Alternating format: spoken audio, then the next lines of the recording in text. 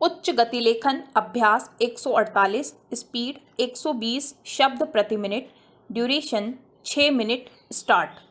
सभापति महोदय, जैसा आपने सदस्य के रूप में यहाँ कहा कि आज किसान की जो हालत है, यदि हम उसे सुधार नहीं पाए तो भविष्य में हालत और बिगड़ सकती है। हमें सोचना चाहिए कि किसान को आत्मनिर्भर बनाने के लिए जो नीतियाँ हम बनाते हैं, क्या उनमें कुछ कमियां या खामियां हैं। हम जो भी योजनाएं शुरू करते हैं, क्या उन योजनाओं का लाभ हम किसानों तक पहुंचा पाते हैं। क्या उन योजनाओं का लाभ किसानों को प्राप्त होता है। पैरा। महोदय, इस सदन में गेहूं के आयात का पूरी तरह से विरोध किया गया। हमारे कृषि मंत्री जी खाद्यान्न मंत्री भी है। यहाँ सत्ता पक्ष की ओर से पंजाब की हमारी बहन ने किसानों की हालत की वास्तविकता से सदन को अवगत कराया और जब गेहूं आयात करने का फैसला लिया गया तो सबसे ज़्यादा दुख या विरोध अगर किसी ने किया तो पंजाब के किसानों ने किया। इस देश को गेहूं के मामले में आत्मनिर्भर बनाने में अगर किसी ने अहम भूमिका निभाई है तो पंजाब और हरियाणा के किसानों ने निभाई है।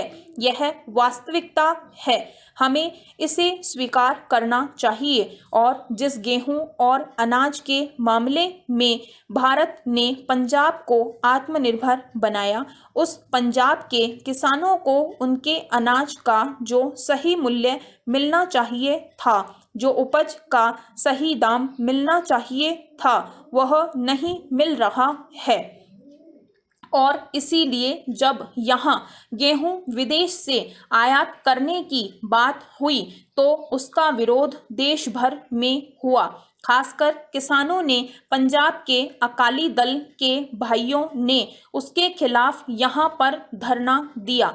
मैं इस बात को इसलिए कह रहा हूँ क्योंकि आज इस देश में सचमुच में गेहूं की कमी है। मुझे लगता है सरकार इस बात को स्वीकार करेगी।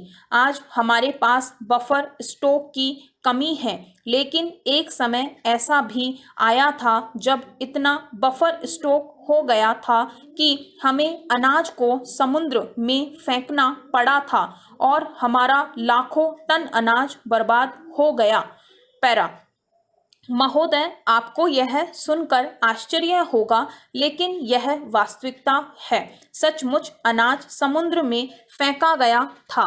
एफसीआई के गोदामों में अनाज सड़ता रहा और उस सड़े हुए अनाज का क्या उपयोग हो सकता था। इसलिए उस सड़े हुए अनाज को अंत में समुद्र में फेंक दिया गया। हमारे यहाँ का किसान जो इस देश की अन्न की जरूरत को पूरा करता है, उस किसान को हमें बढ़ावा देना चाहिए, न कि विदेशों से गेहूं का आयात करना चाहिए। गेहूं को आयात करने का विरोध इसीलिए हुआ था। यदि हम अपने किसानों को सही दाम देते तो जितनी गेहूं की हमें जरूरत है उतना गेहूं पैदा करने की क्षमता हमारे देश के किसान रखते हैं। आज किसान आत्महत्या क्यों कर रहा है, इसके पीछे कई कारण है, लेकिन जो प्रमुख कारण है जिसका उल्लेख आपने भी किया कि किसान कर्जे के बोझ के नीचे दबने के कारण अंत में आत्महत्या करने पर मजबूर हो रहा है। पैरा। मैं एक नई सोच आपके सामने रखना चाहता हूँ। कृषि मंत्री जी यहाँ मौजूद है। इसी सदन में एम्प्लॉयमेंट गारंटी स्कीम का बिल पारित हुआ था, जिसके द्वारा ग्रामीण क्षेत्रों में गरीबी रेखा के नीचे रहने वाले किसानों के परिवार के एक सदस्य को 100 दिन का रोजगार देने की बात कही गई थी। देश में छोटे, मध्यम और बड़े किसान भी है, लेकिन देश में अधिकतर छोटे किसान हैं जिनके पास कम से कम जमीन है। वे किसान हर साल बुरे हालात के शिकार हो रहे हैं उनके लिए अलग अलग ग्रामीण रोजगार की योजनाएं हैं, लेकिन वे उनका पूरा लाभ नहीं उठा पाते हैं। गरीबी रेखा से नीचे रहने वाले लोगों को उन योजनाओं का लाभ नहीं मिलता है। वे साल भर मेहनत करते हैं, मजदूरी करते हैं, लेकिन साल के अंत में देखते हैं कि उनको अपनी फसल का उचित मूल्य नहीं मिला है, जिसके कारण वे हताश हो जाते हैं और आत्महत्या करते हैं। मैं एक नई सोच कृषि मंत्री जी के सामने रखना चाहता हूं।